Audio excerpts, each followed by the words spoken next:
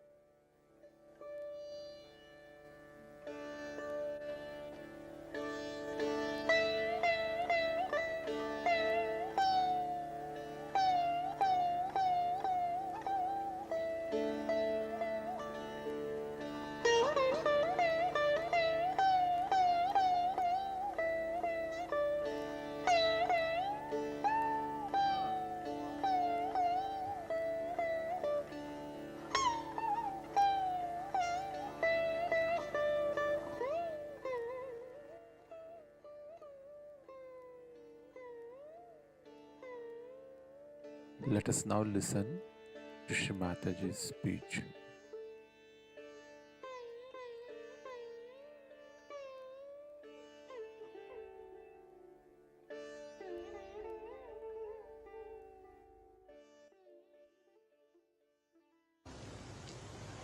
The silence must be established within and without. I must say for this, of course, they know all that, so I would not say India's qualities. But Australia, I stayed there in all these ashrams. At Sydney, we had 50 to 60 people living there every day. I never heard a voice or even the movement of the foot till I was there. When I was there. And I was not there for a day or so. I was there for about 10-15 days. Not even the movement and the children crying, nothing. I never heard a sound.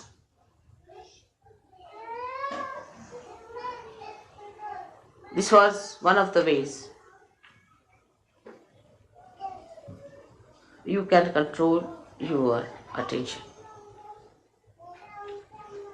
That in my presence, what do you speak? What do you say? You must know the protocol part of it. Whom are you talking? You can't make fun. You can't joke. I can joke. You can sometimes smile, all right, or laugh sometimes. But it has to be done with a weight. Whom are you talking to? The reason is I'm talking to you all this because it's only all this report, all this behavior is going to help you. I'm not going to be helped. I'm not going to be saved. I'm not going to get my realization. It is you who have to gain something out of me. So try to settle your attention with that. I've seen people who stay with me sometimes. Sometimes I deliberately call them to see what the problem is. Some of them who stay with me, I find, become subtler and subtler and subtler and deeper. And some of them start taking advantage, taking liberties, then taking a kind of a course of life which is so mundane and so stupid that I can't understand.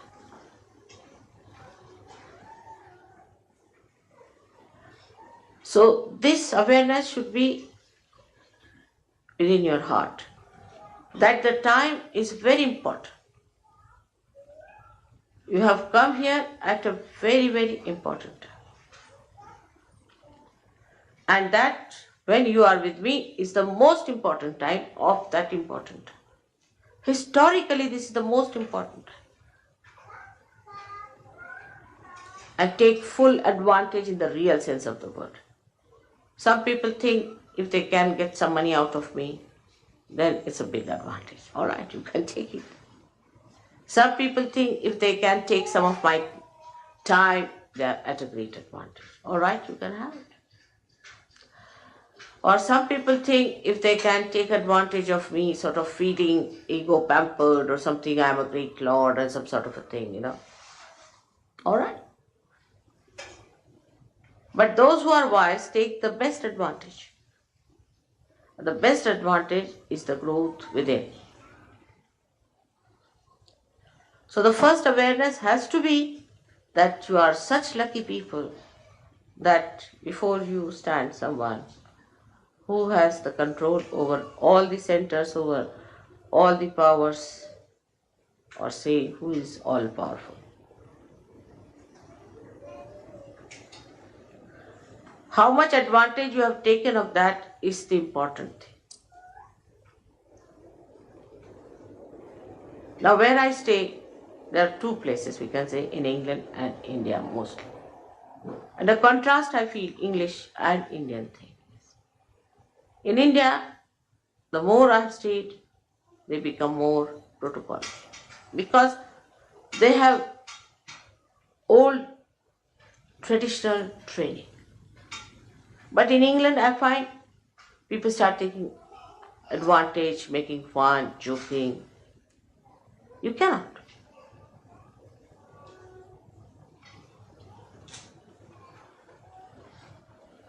You see, it is different to please,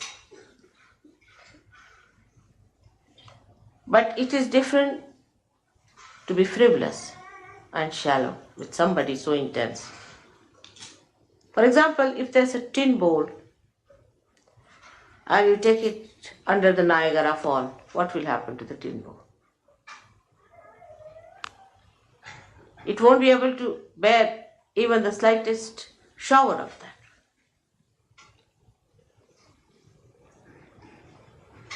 So, despite Ritambhara Pragya, like the sun today, you must have been upset yesterday thinking that now we have come here, we have to live in the tents and the water is raining. I know many must have. But the one who has achieved that state would not be. What is there? If I have to live, doesn't matter. I am here for a special purpose. As long as I have achieved that purpose, nothing matters to me. What discomfort, what all these things happen to me. I have to achieve that purpose. Some of you people cannot see me so closely. Some of you are still not capable. Doesn't matter. What is most important is I should achieve that state. I have come here for that. Not for fun, not for food, not for comfort, not for anything, but for achieving a special state where I become the Guru. What is my preparation for that? We have to be extremely careful because the attention of the divine is not raising you directly. It is a balance. You are all the time in a balance. Remember that. And you have to be extremely careful how far you go with that balance. So now, how do you develop? It's all right, don't worry about the sun. I like it. I only called him this morning.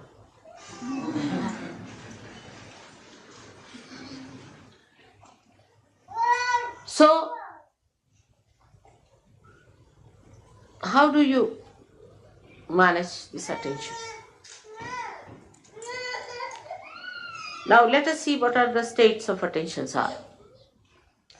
Either your attention would be a cunning attention. Anything you see from a cunning angle. Many people develop that in an ego-oriented society.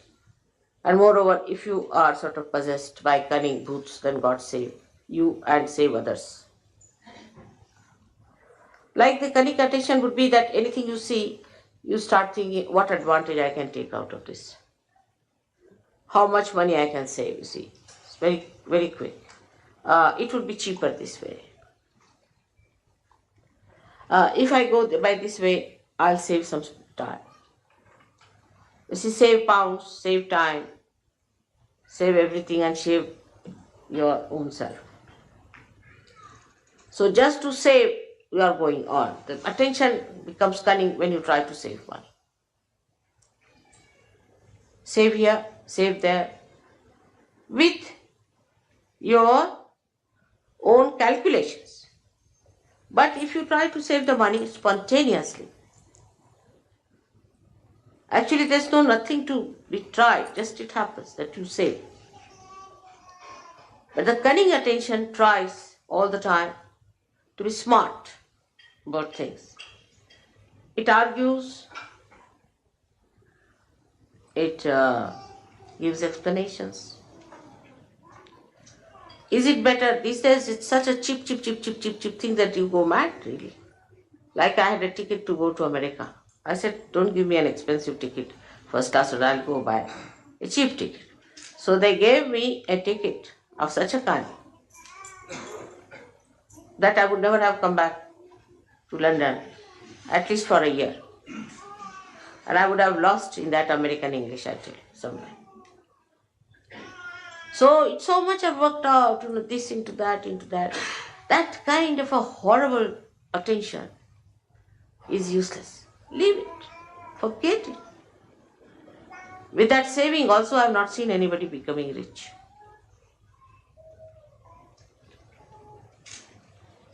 Like I want to go and buy some paint.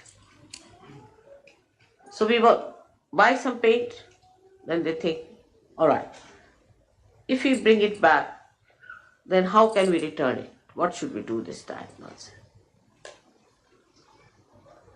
All the time the mind is on that level. I'll give you an example. The other day, we got some paint to paint the glass. See the subtle sort of it. You see, in the gross there's a subtle indication. And the paint was brought. And then it was worth nothing, 80p or something, all right. I mean, I can afford it. So that's why I bought. If you can't afford, don't buy. So they said, now we should return. I said, but why? Now it's come out, now go and return. You spend so much petrol going there. If you want to calculate also, it's stupid and the time will be wasting. No, but mother, you see, ultimately we save 2p. I said, all right, now I'll save a lot of money and I'll show you how. I took that paint and painted many things which looked like glass or which was stone-like, this, and the whole thing looked so beautiful. So the mind that is destructive is only calculating. If you have such a mind, know yourself that you have to get rid of that kind of a calculation. Cheap things you should just give. Keep in the center. You should not be, of course, overindulgent, but you should not be also going for all the time for this kind of a calculation, because you are wasting your important awakened attention, which very few people have in this world. Must know that you are realized souls. You are not ordinary, mundane type of people. You are special people, and you are not to waste your attention in useless calculating money, P and this and that. Let's go ahead. What happens? Let's see. I never calculate, you know that, but I live very cheaply. And you can also do that. This attention, cunning attention, is also very fussy attention. Here it starts saving money. And then there it is in the evening, it must drink. So all the saving of P goes into the gutters of drink. Just think, the sum total of such a personality is what?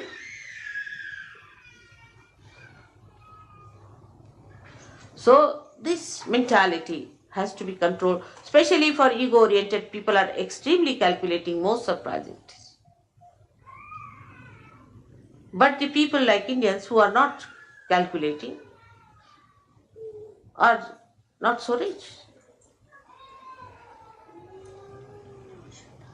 They are very generous. They always have money for Sahaja Yoga. I've had never a problem of money with them. Never. Because they are not so calculating. To them, to do for others, not for yourself, but for others. To spend for others. If they have come to our house, all right, open your heart. Now this is the time to spend. Not for drinking and self-indulgence, but for the indulgence of doing for others. That's their practice and tradition. So, in this respect, you have to take to that tradition. Oh, they have come, let's spend now. What can we do?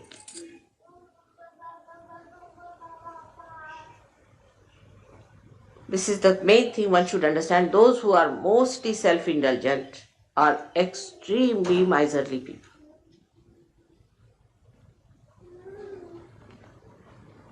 So the attention which is cunning is the worst attention, because you see, cunningness also cheats yourself. It is cunning with you.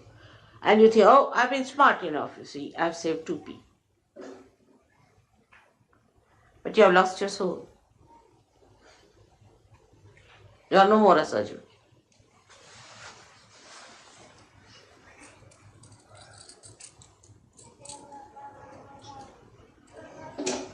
I'll give you an example.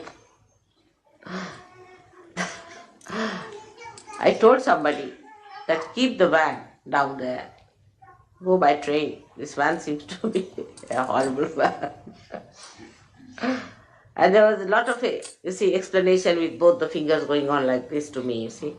And I got so fed up with the bombshells coming on me that I said to go ahead. And the thing fell. And the thing got spoilt or whatever it is out of order now. So they had to do what I was telling them. Without the bombshell, if they had listened to me, it would have been all right. So your attention should not be on saving material things and worldly things and all that, but attention itself must be saved. Ask a question, where is my attention? I've seen in the program, some people are concentratedly listening to me, but some people cannot. Some are concentrated for a short while, and some get disinterested after some time. Some are looking there, some are looking there. So how much attention you have saved is the only concern of a Sahaja Yogi. Forget about others. They are all garbage cleaners, you see. Forget about others who are not seeking, who are not of your quality, but you are a quality. Now what do you have to save? For example, somebody is a king. He doesn't bother of 2p being saved. I don't know, Baba, these days. I can't say definitely. They must be also doing that kind of a thing, you know. But what is he bothered? To save his grace, to dignity. But for a Sahaja Yogi, the most important thing is you must save your attention. It's called as Chitta Nirodha.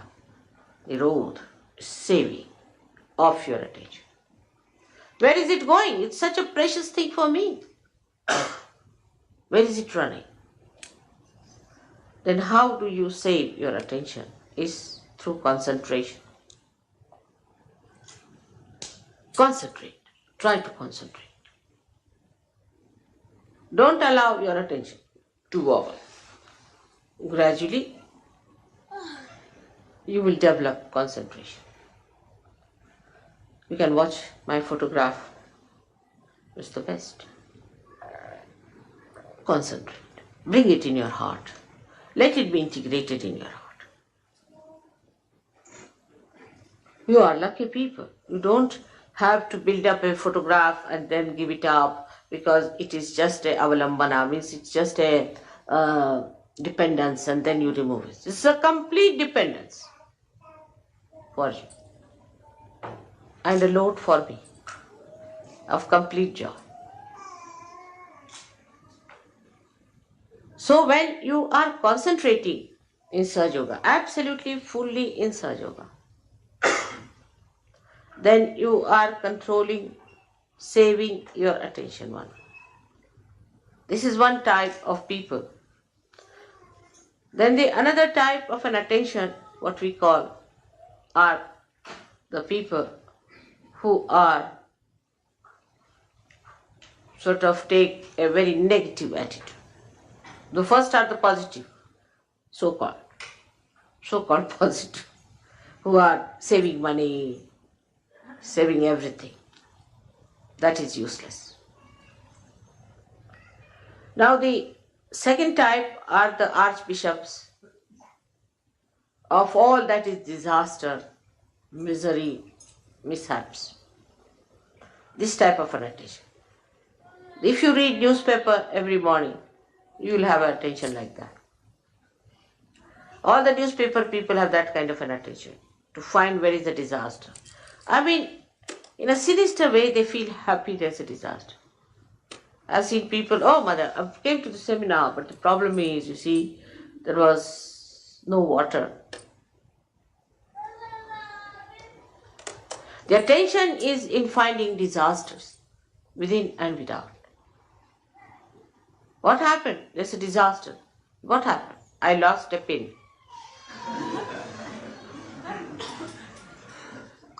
Absurd to have such stupid ideas. They will cry and weep and make everyone miserable. Oh, I'm so miserable. What? My husband doesn't talk to me. Or my child is not with me. Such people are extremely self-indulgent as far as their relationships are concerned. They make everyone like that. Oh, the person didn't talk to me nicely, and he was this way and that way. They feel hurt at the slightest touch.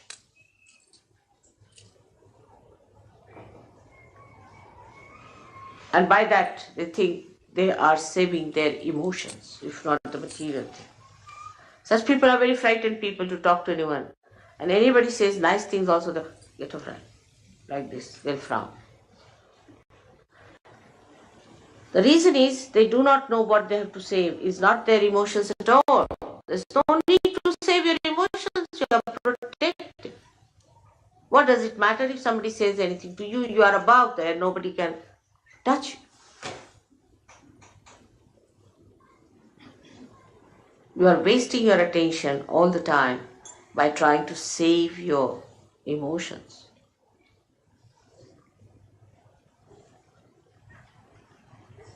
There's nothing to be frightened of anyone. Because somebody is going to say something harsh word, that's why you don't want to do something. Such compromising people, so-called,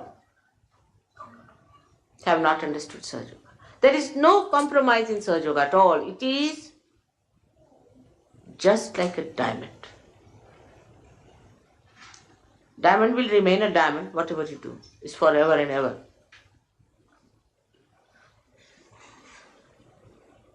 It's like that.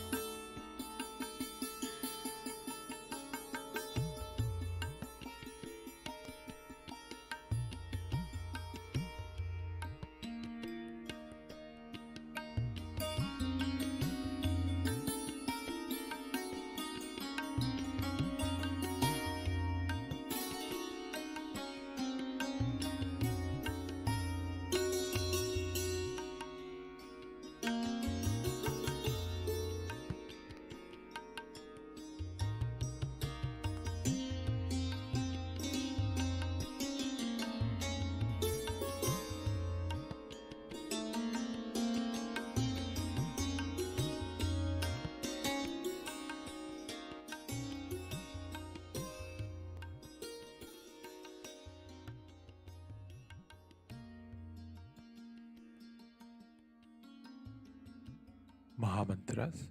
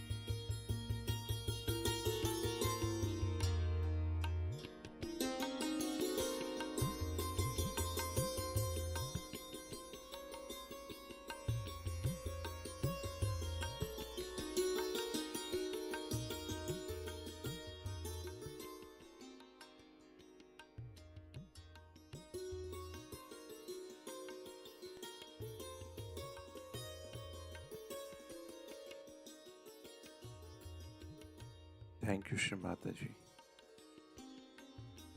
for this beautiful meditation.